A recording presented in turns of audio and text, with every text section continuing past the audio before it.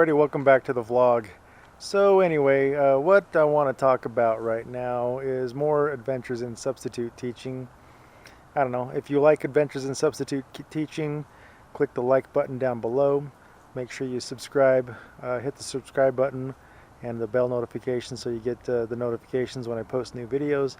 So like squad, do your job, hit that like button.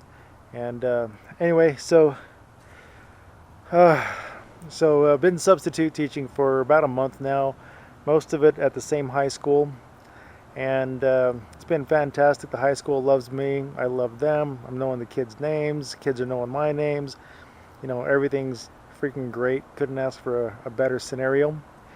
And but it's been also kind of a dark and tragic month for this high school, in that, you know, school's only been in session for a little over a month, and already they've had a teacher pass away from cancer, which was super sad. They had a student bring a gun to school that was in their backpack. There wasn't any actual incident, but a gun was brought to school in a student's backpack. And then there was a student who had attempted suicide on school property. It was a failed attempt, thank goodness, nonetheless, but an attempt on school property. And then also, just a couple of weeks ago, there was a successful suicide done at a student's home. So one of these days, I was teaching an art class, and you know, early in the morning, and then you know, doing roll call, and one of the school counselors shows up to my classroom, and you know, looks like he's gonna make a statement or whatever. So I finish roll call and do that bit and everything, and then he makes a statement and talks about the teacher that had passed away, as well as the student who had passed away. And so they had counselors on hand for any of the students that felt like they needed to talk to somebody about it, you know, which is all great and stuff. And so it's like, you know, man, school's only been in session for a month, and already, damn, it's freaking just super heavy and just crazy shit going on. So I don't know. You know, a teacher in the faculty break room had mentioned that you know, students these days, they just don't have any coping mechanisms. Their coping mechanisms are, everything is on a screen. Like, you know, 90% of their schoolwork, even whilst in school, is on a screen. And, you know, their cell phones and everything, like basically 90% or more of their lives are lived on a screen, and their coping mechanisms just don't exist. They don't know how to deal with real world problems, real world trauma. They don't know how to deal with that stuff, and it's really super sad. And I mean, I don't have the answers. I'm just a guy, you know, but I'm just kind of reporting what I see, and that, you know, kids really don't have coping mechanisms, and it's not going down a good road at all. And the other thing I wanted to mention is another teacher. Hang on, let me switch hands here, my arm's getting tired. Another teacher mentioned while in the break room, you know, that the district that we're in is like super sticklers about sticking to the prescribed curriculum of the district and everything, that they have to be very strict about, you know, sticking to the lesson plans and the curriculum and everything else that's prescribed. And basically she gave a little bit of insight in that the way it works is a district pays, you know, real big money, I'm sure probably in the millions of dollars, a district pays to a company, a think tank of sorts, that creates curriculums for school districts.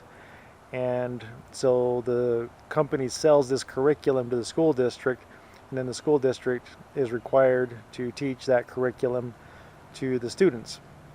And so in my brain, I'm just like, well, no wonder our, you know, school system and education system is so jacked up, because schools are paying all this money to buy this curriculum, and then expecting to jam all 10,000 students into this single box and expecting them to be successful in their learning and education by, you know, buying a single box and jamming all 10,000 students into that single box and expecting it to work. It's not going to work. It's disastrous.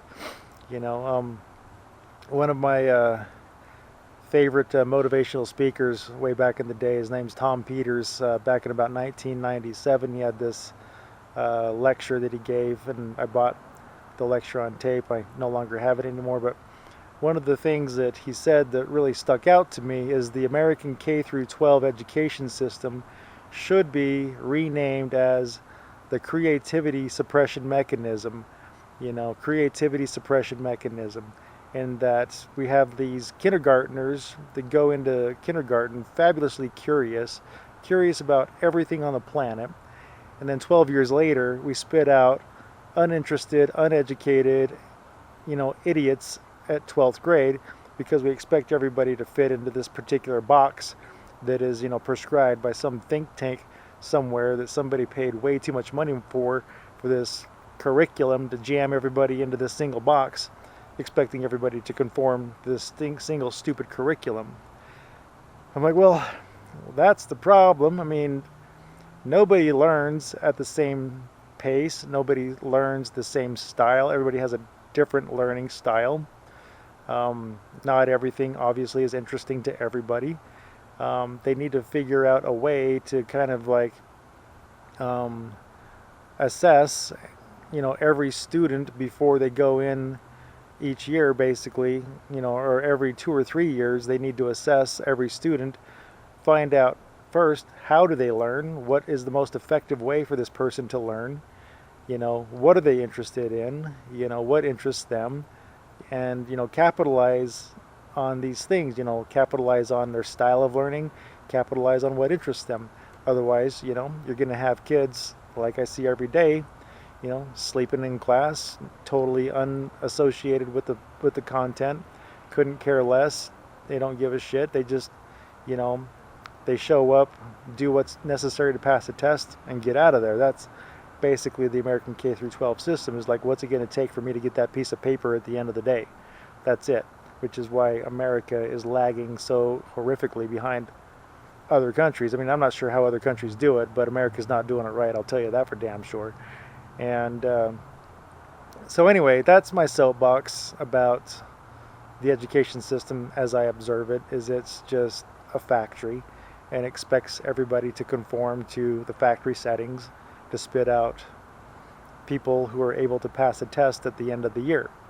It's not how reality works, and that's not working for the American K through 12 system either. So anyway, that's my soapbox for the day. If you think this is interesting, please hit the like button. Subscribe to the channel if you think it's worthwhile, and you know, comment below on your experiences. Catch you in the next video. Peace out.